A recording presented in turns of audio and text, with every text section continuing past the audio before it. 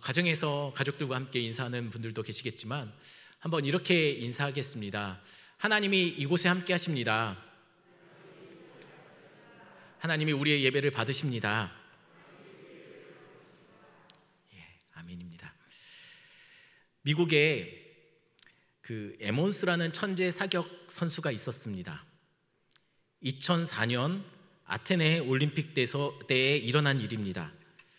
사격 결승전 이제 마지막 한 발을 남겨놓은 시점에서 에몬스라는 선수는 압도적인 1위를 달리고 있었습니다. 정말 큰 실수만 아니면 그는 금메달이 확정적이었습니다. 그래서인지 모든 카메라가 금메달을 확정지었을 때 에몬스의 표정과 그의 표적지에 마지막 박혀서 찍힐 한 발의 흔적을 찾기 위해 모두 그와 그의 표적지에 모든 카메라가 집중되어 있었습니다. 드디어 에몬스는 방아쇠를 당겼고 그의 작은 흔들림과 함께 마지막 한 발이 그의 총구를 떠났습니다. 명중했습니다. 에몬스가 쏜 총알은 정확하게 관역 중앙을 꿰뚫었습니다. 그러나 이상한 것은 지켜보던 관중은 와 하고 함성을 짓지 않고 라고 탄식을 지었습니다. 왜냐하면 에몬스의 관역에 총알 자국이 없었기 때문입니다. 어떻게 된 일일까요? 일은 이렇게 된 겁니다. 에몬스가 쏜 총알은 자신의 표적지가 아니라 옆에서 사격하는 플래너라는 선수의 관역을 맞춘 겁니다. 무려 10.6점입니다. 10.6점을 쏜 거예요. 에몬스는 진짜 잘 쏜 겁니다. 옆 사람의 표적지에 말입니다. 반면 플래너는 8.1점을 쐈습니다. 그러나 플래너는 에몬스의 실수 덕에 3위에 올라 동메달을 땄습니다. 반면 에몬스는 1위였다가 졸지에 아무것도 성과를 내지 못하고 빈손으로 돌아가야 했습니다. 에몬스는 분명 자신이 조준한 것에 정확하게 명중했습니다. 그는 최고의 맞은 마무리를 했습니다. 그러나 그가 명중은 했지만 그는 탈락되었습니다. 얼마나 허무하겠습니까? 긴 시간 피땀 흘려서 연습하고 또 연습했습니다. 그런데 마지막 한 발에서 그는 다른 표적지에 쏘므로 해서 그의 그동안의 수고와 노력은 아무것도 인정받지 못하게 되었습니다. 왜냐하면 목표를, 관역을 잘못 잡았기 때문입니다. 여러분, 죄가 그렇습니다.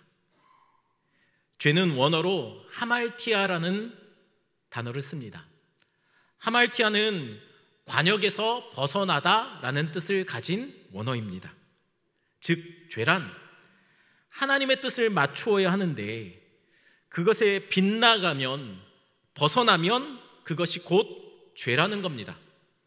아무리 선을 행해도, 아무리 의롭다고 생각되는 일을 행해도, 아무리 내가 좋아하는 일을 해도 그것이 하나님의 뜻에서 벗어나면 그것은 곧 죄라는 거예요.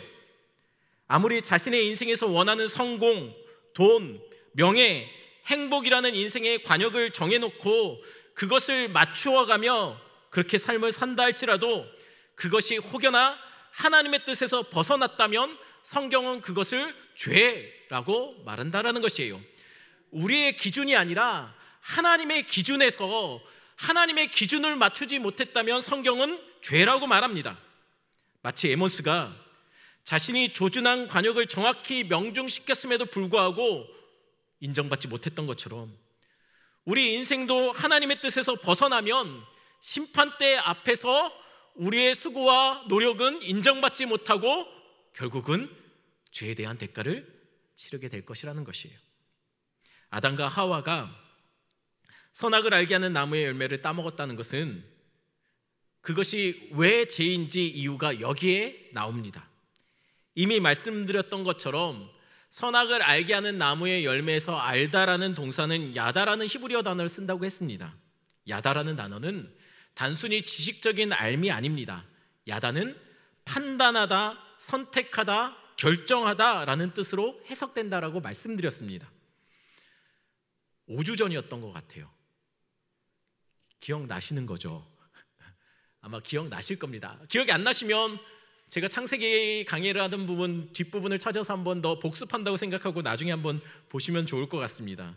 그러니 선악을 알게 하는 나무의 열매가 가진 의미는 이게 선인지 악인지 판단하는, 이게 해도 되는지 하면 안 되는지 결정하거나 선택하는 나무라는 의미를 가진 뜻이에요.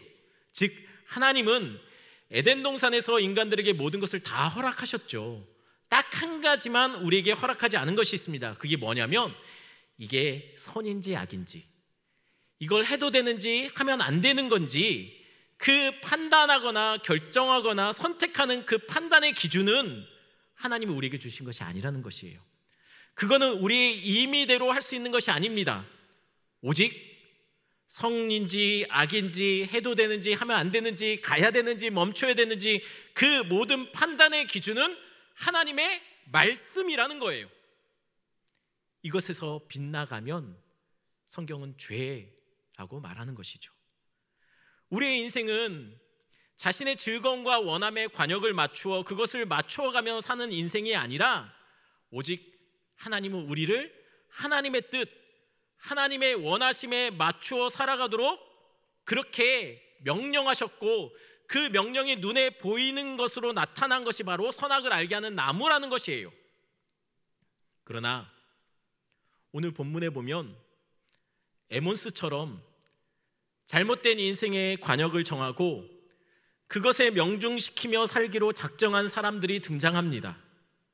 1절 말씀 한 번 더 제가 읽어보겠습니다. 그런데 뱀은 여호와 하나님이 지으신 들짐승 중에 가장 강교하니라. 뱀이 여자에게 물어 이르되 하나님이 참으로 너희에게 동산 모든 나무의 열매를 먹지 말라 하시더냐. 여러분, 이상한 장면이 3장의 1절에 이렇게 등장하고 있습니다. 여자가 뱀을 만났고 둘이 대화를 하고 있어요. 그러나 우리가 아는 한 둘이 대화를 하는 모습은 낯설고 이상합니다. 왜냐하면 첫 번째로 여기에 등장하는 뱀이 우리가 아는 뱀이라고 하기에는 이 뱀은 일단 말을 해요. 성경에 보면 나귀도 말을 할 때도 있으니까 그렇다 치면, 두 번째 이상한 것은 사실 첫 번째보다 더 이상합니다. 이 뱀이 말을 하는 것도 이상하지만 더 이상한 것은 이 뱀이 여자와 말을 하고 있다는 거예요. 원래 둘은 친하지 않지 않습니까?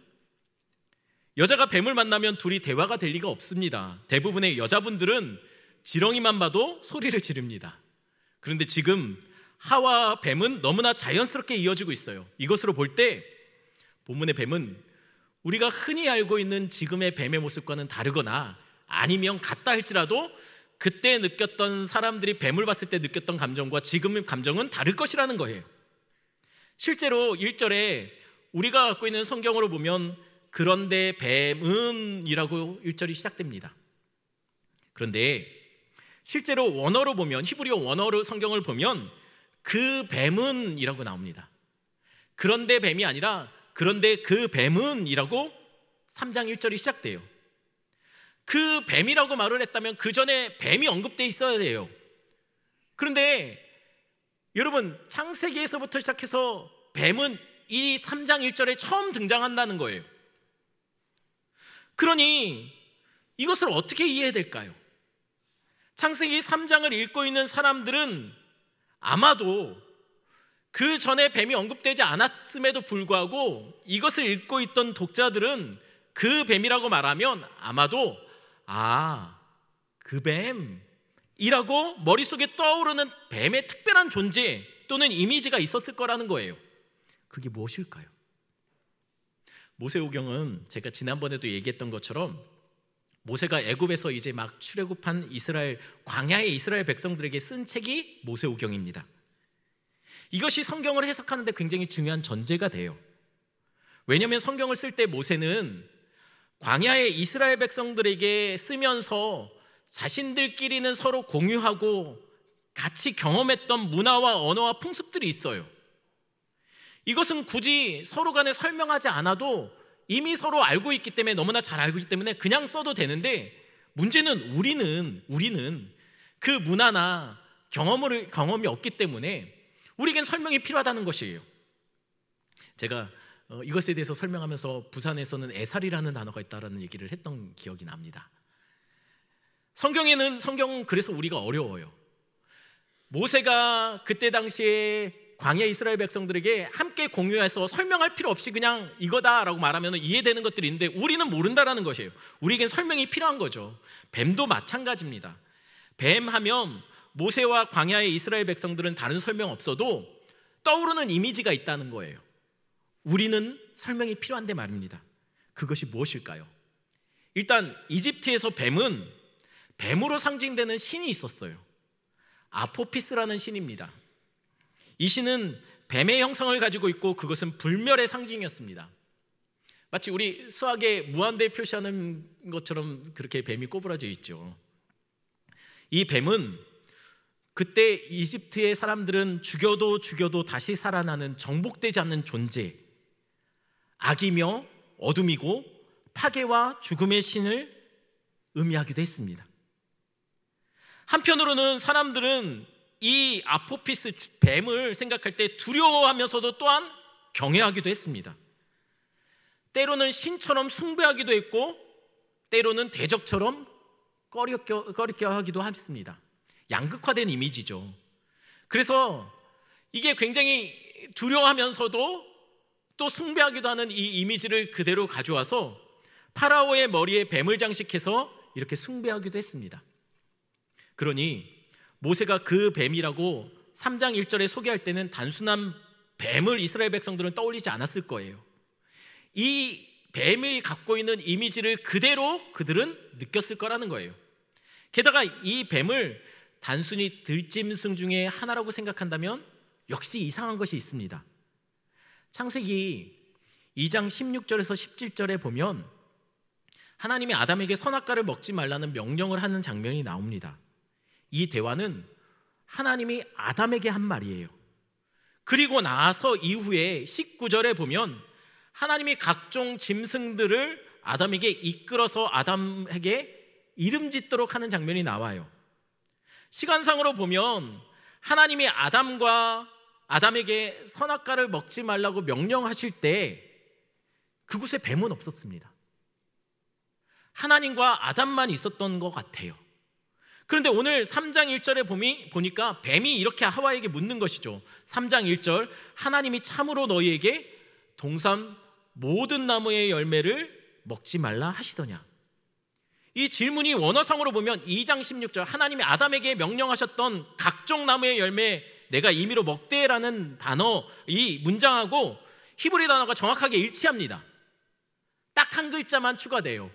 부정어 로, 안 된다, 이것만 추가돼요. 마치 그 자리에 없었던 뱀이 지금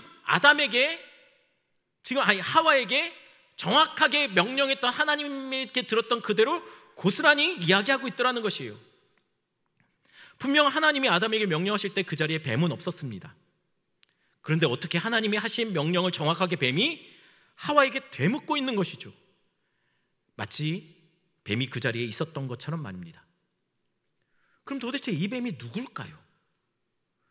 단순히 들짐승 중에 하나라고 보기에는 조금 어려운 부분이 있습니다. 계시록에 보면 그가 누구인지 정확하게 나옵니다.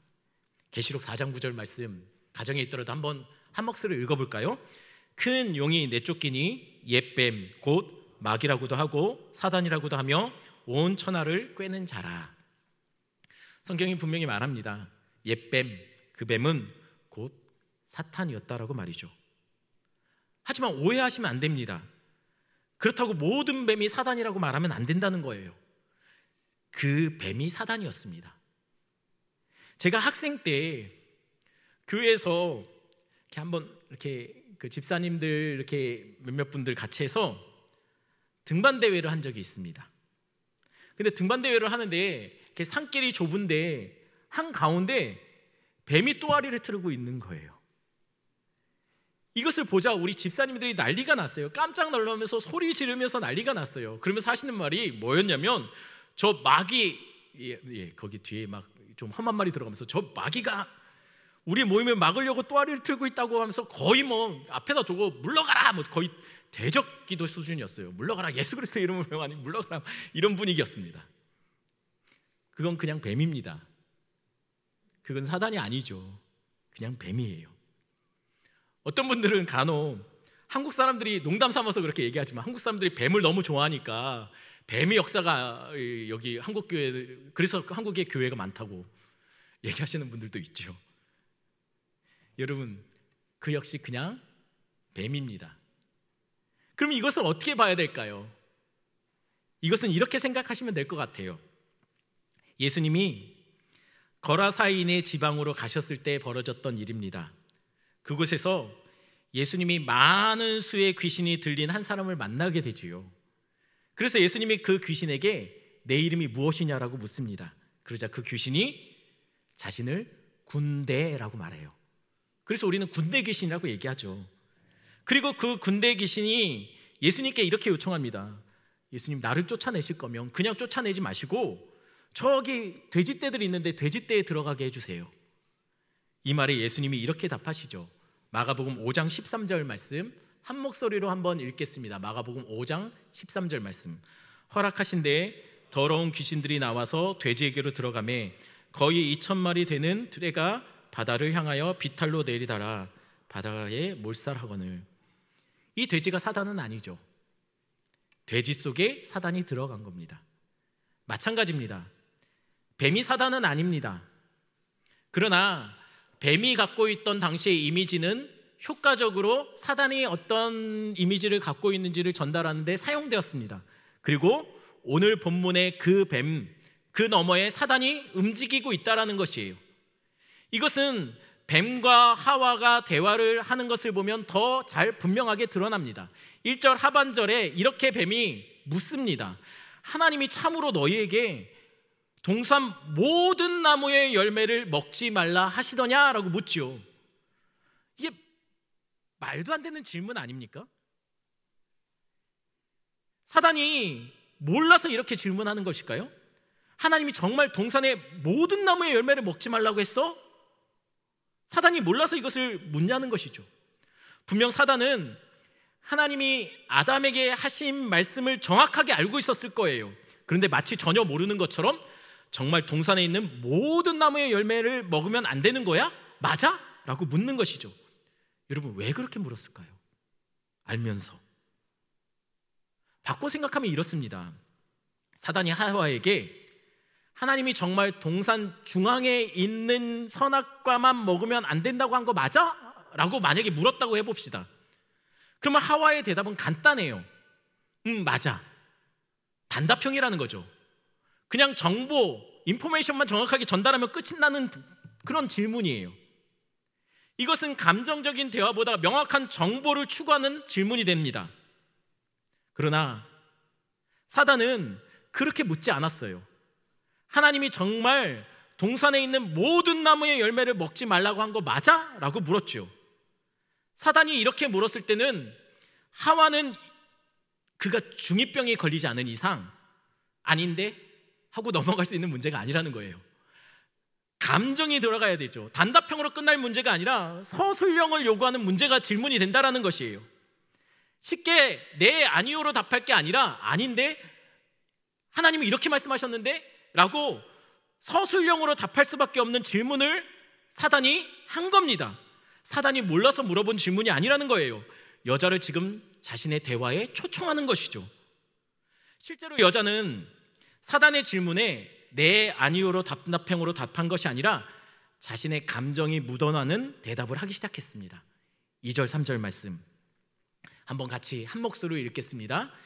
여자가 뱀에게 말하되 동산 나무의 열매를 우리가 먹을 수 있으나 동산 중앙에 있는 나무의 열매는 하나님의 말씀에 너희는 먹지도 말고 만지지도 말라 너희가 죽을까 하노라 하셨느니라. 여러분, 하와의 이 대답이 맞습니까?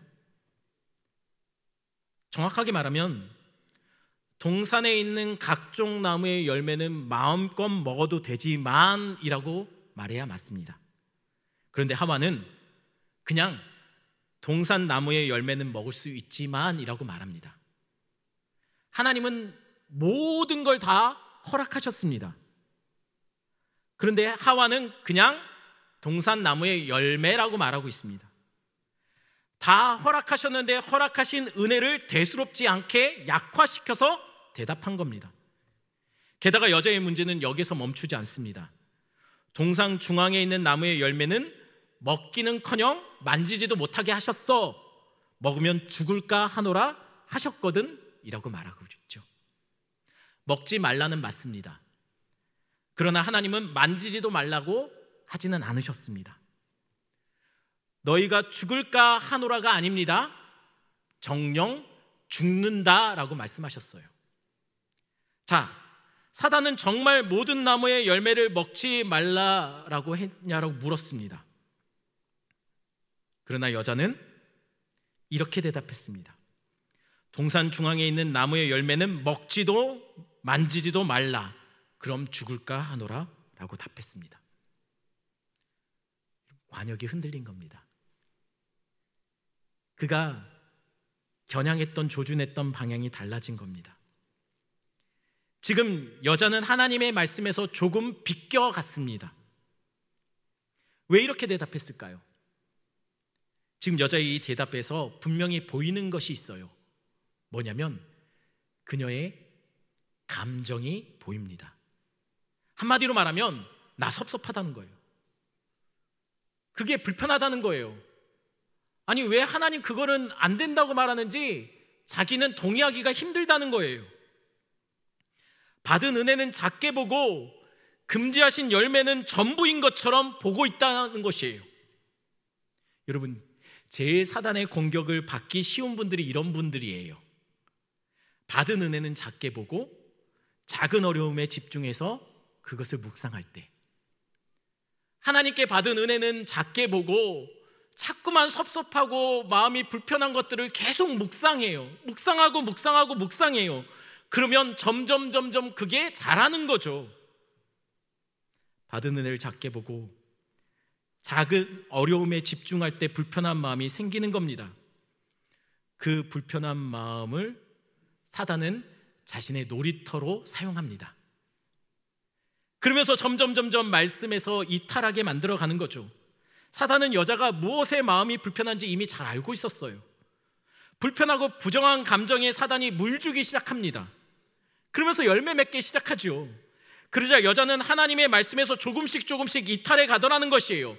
뭐 그럴 수 있지요. 간혹 우리도 흔들리고 어려운 일이 생기면 하나님을 원망하고 그 원망에 대한 마음을 쏟아놓기도, 기도 속에 쏟아놓기도 하지 않습니까? 그러나 문제는 우리가 말씀에서 조금씩 이탈하기 시작하면 하나님과의 관계에서 균열이 생기기 시작한다는 거예요. 그리고 사단은 그 틈을 파고들어 거기에 또아리를 칩니다.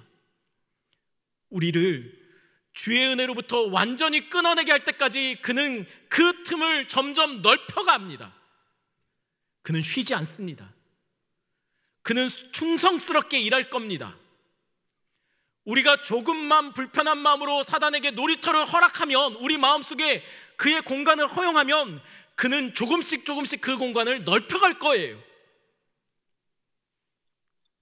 목사님들은 교인들을 신방을 하면 1년에 죄송하지만 한 번, 두 번 신방할까 말까죠. 하지만 사단은 수시로 신방 옵니다. 하루에도 두세 차례도 와요. 간 거 같다가도 잠깐 생각난 게 있어서 잠깐 들렸어 또 하고서 와서 우리의 마음에 자꾸만 불편한 마음을 물주기도 하지요. 여러분, 이 불편한 마음에 묵상하고 자꾸만 이 불편한 마음을 그냥 두지 마십시오. 그리고 그 틈을 사단은 결국은 버려놓고 카운터 펀치를 날립니다. 4절 말씀 볼까요? 4절 말씀 한 목소리 읽습니다. 뱀이 여자에게 이르되 너희가 결코 죽지 아니하리라. 하나님은 정녕 죽으리라고 말씀하셨죠. 그러나 여자는 죽을까 하노라 했습니다. 말씀에서 살짝 비껴나가서 틈이 살짝 난 겁니다. 그러자 사단은 아예 이렇게 말합니다. 아니, 결코 죽지 아니하리라 단언하고 선포합니다. 조금 벗어났을 때 결국 도착한 곳은 전혀 다른 곳이 되었다라는 것이에요. 이단들의 특징이 그렇죠. 사단들이 그렇게 역사합니다. 사단의 특징은 이렇습니다. 말씀에서 조금 우리를 이탈하게 하고 그래도 된다라고 해요. 좀 융통성을 가지라고 말합니다. 뭐 살다 보면 그럴 수 있지라고 타협하게 만듭니다. 그러다 틈이 보이면 하나님으로부터 완전히 끊어내는 것이죠. 하나님이 틀렸다라는 거예요. 5절 말씀입니다. 제가 읽어드립니다. 너희가 그것을 먹는 날에는 너희 눈이 밝아져 하나님과 같이 되어 선악을 알 줄 하나님이 아심이라. 사단은 하나님의 말씀이 틀렸다고만 한 것이 아니에요. 말씀만 틀린 것이 아니라고 그는 말합니다. 문제는 하나님이 문제라고 이야기해요. 하나님이 선악과를 금지하신 이유가 불순하다는 거예요. 너 선악과를 먹으면 어떻게 되는 줄 알아? 네 눈이 밝아지는 거야. 그래서 하나님처럼 되어서 이게 선인지 악인지 판단하고 선택하고 결정하는 것 네가 할 수 있게 되는 거야. 그 눈이 떠지는 거야 라는 거예요. 그걸 하나님이 아시니까 하나님이 그게 싫어서 불편해서 못하게 막으신 거야. 말씀이 문제뿐만 아니라 하나님에게 문제가 있다라고 말하는 거죠. 즉 사단은 이렇게 하와를 속이고 있는 거예요. 선악을 알게 하는 나무의 열매를 먹게 되면 네가 하나님의 뜻이 아닌 네가 하나님의 자리에서 이게 해도 되는지 안 되는지 이게 선인지 악인지 네가 결정하고 판단할 수 있게 되는 거야. 하나님이 그걸 싫어하거든. 그러니 네가 그냥 선택해 라는 거죠. 관역을 바꾸라는 거예요. 하나님의 뜻에 맞춰 살던 인생이 아니라 네 뜻에 맞춰서 사는 인생이 되라는 거예요. 하나님의 자리에서 살짝 네가 거기에 앉으면 된다라는 거예요. 간단하다는 거예요. 그 말을 듣고 다시 여자가 선악을 알게 하는 나무의 열매를 봅니다. 6절 말씀입니다. 한번 한 목소리로 읽어볼까요? 여자가 그 나무를 본즉 먹음직하고 보암직하고 지혜롭게 할 만큼 탐스럽기도 한 나무인지라. 여자가 그 열매를 따먹고 자기와 함께 있는 남편에게도 주매 그도 먹은지라. 아담과 하와는 선악을 알게 하는 나무를 볼 때마다 말씀이 생각나야 했습니다. 모든 게 다 허락되고 자기 마음대로 할 수 있는 마치 자기가 왕인 것처럼 그 땅에서 살다가 선악과를 보면 아, 나도 못하는 게 있네. 나도 순종할 대상이 있네. 그 나무를 볼 때 그는 하나님이 떠올려져야 했습니다. 나도 순종할 대상이 있네. 나도 하나님의 명령, 나에게 주어진 하나님의 순종해야 될 명령이 있네 라는 것을 그 나무를 볼 때마다 그는 깨달아야 했습니다. 그들은 그 나무를 볼 때 결코 먹음직하거나 보암직하거나 지혜롭게 할 만큼 탐스러운 무언가가 떠올려지면 안 되었습니다. 그 나무를 보면 하나님이 경고하셨던 정령 죽으리라 라는 말씀이 떠올려져야 했습니다. 그러나 이제는 하와는 다른 눈이 떠지기 시작했습니다. 자신의 소견, 자신의 판단의 눈이 그 나무를 볼 때 떠지기 시작했어요. 마치 자신이 하나님이 된 것처럼, 이곳에서 나에게 거칠 것이 없는 것처럼, 하나님이 내 인생에는 상관없는 것처럼 그는 하나님이 안 된다고 한 그 나무를 보고 자신의 소견으로 보고 자신이 하나님의 자리에서 서서 보니 그 나무가 먹음직해 보였습니다. 보암직했습니다. 지혜롭게 할 만큼 탐스러움이 보였습니다. 말씀이 아니라 자신의 소견, 자신의 생각이 기준이 된 겁니다. 해도 되는지 안 되는지 결정하는, 판단하는, 선택하는 기준이 하나님의 말씀에서 내 뜻, 내 원함, 내 기준으로 옮겨진 겁니다. 마치 사격선수 에몬스가 다른 관역을 조준했던 것처럼 하와도 다른 관역을 조준하며 살기로 그 인생을 마음먹고 결정하게 된 겁니다. 그리고 조준만 한 것이 아니죠. 방아쇠를 당겨서 그 열매를 따먹었어요. 그리고 여기서 멈추지 않습니다. 남편에게도 주어 그도 먹게 했다는 거예요. 여기서 혹시 들으시면서, 이 말씀을 들으면서 혹시 남편분들, 여자분들을 보면서 이러시면 안 됩니다. 우리는 종종 이 말씀을 보면서 그래서 여자가 잘못됐다, 여자가 먼저였다 라고 얘기하면 안 됩니다. 남자도 문제입니다. 아니, 어쩜 남자가 더 큰 문제였습니다. 아담은 도대체 이런 사단이 날 동안 어디에 있었을까요? 보통 남자들은 사고가 터질 때는 없지 않습니까? 문제가 터지면 늘 곁에 없어요. 아이에게 사고가 나거나 혹시 운전하고 나가다가 접촉사고가 나면 늘 곁에 남편은 없어요. 아담도 역시 이곳에 없었을까요? 그래서 1절에 봅시다. 뱀은 하와에게 참으로 너희가 라고 물어요. 2인칭 복수예요. 여기서 그냥 2인칭 복수가 아닙니다. 히브리어로 보면, 히브리어는 단어가 인칭 대명사를 남성과 여성을 구별해서 써요. 우리는 남자와 여자를 인칭 대명사에서 구별하지 않지만 히브리어는 구별합니다. 여기에서 너희가라고 말한 이 1절은 이 남성 2인칭 복수입니다. 이 속에는 남자도 염두에 두고서 말한 거라는 거예요. 또 뱀의 말에 하와는 우리가라고 말해요. 또 복수로 말합니다. 3절 4절에도 계속해서 너희가 2인칭 남성 복수를 쓰고 있습니다. 그럼 도대체 아담은 어디에 있었을까요? 그가 어디에 있길래 뱀이 남성 복수를 쓰면서 너희가라고 말하고 있고 하와는 우리가라고 대답하고 있는 것일까요?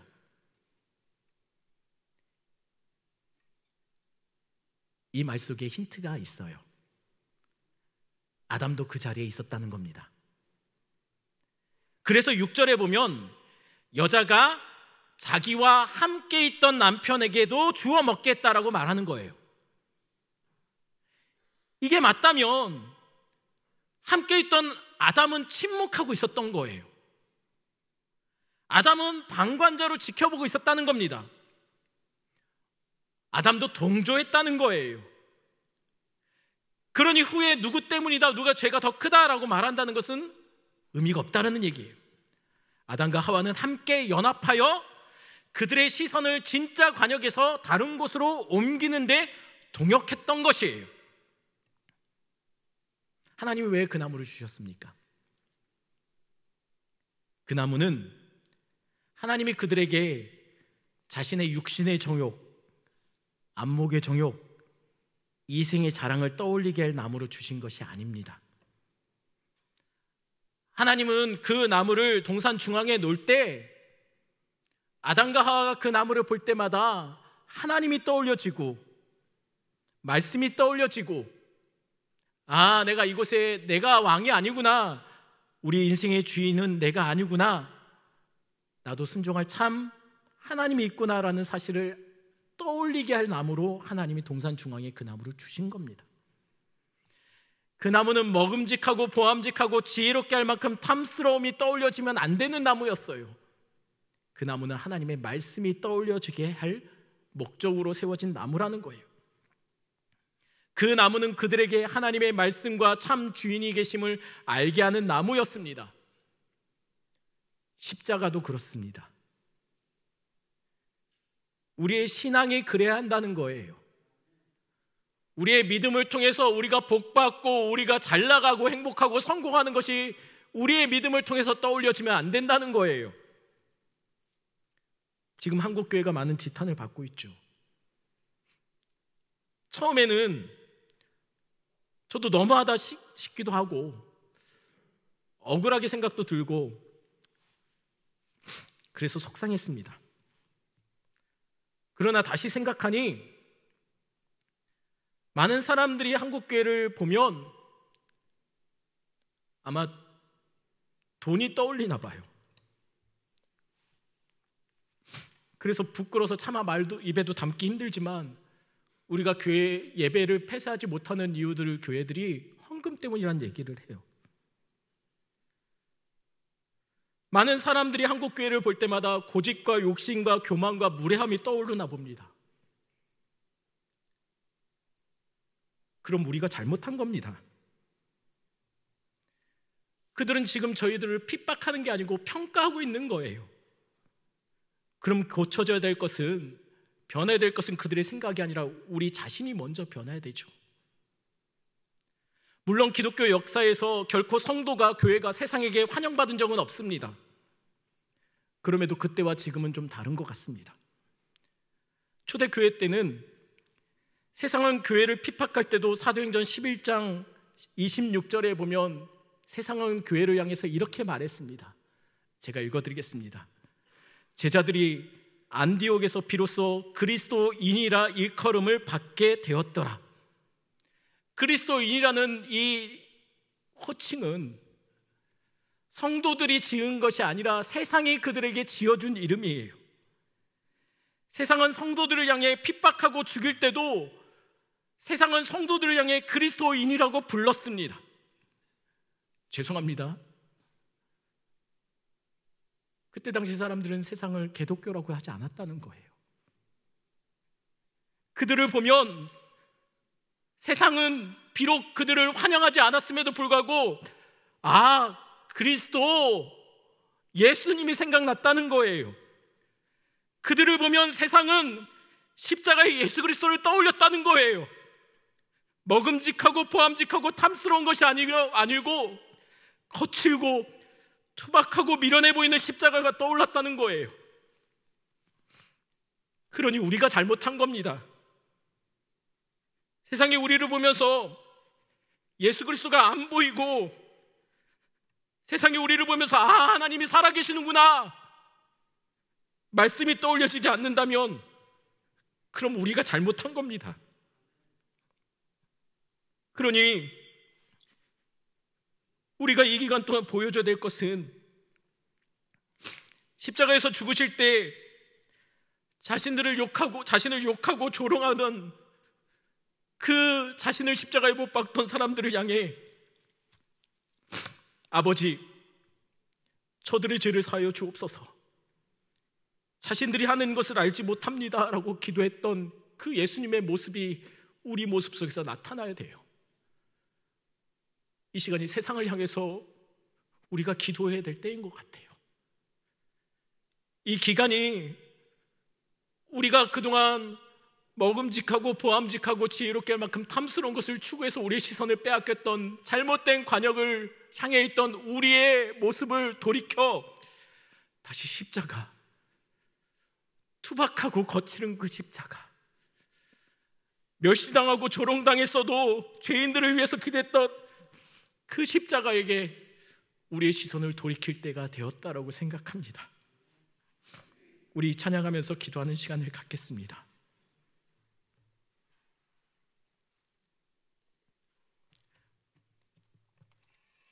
가정에서 이 찬양 같이 한 목소리로 불렀으면 좋겠습니다. 우리에게 소원이 하나 있네.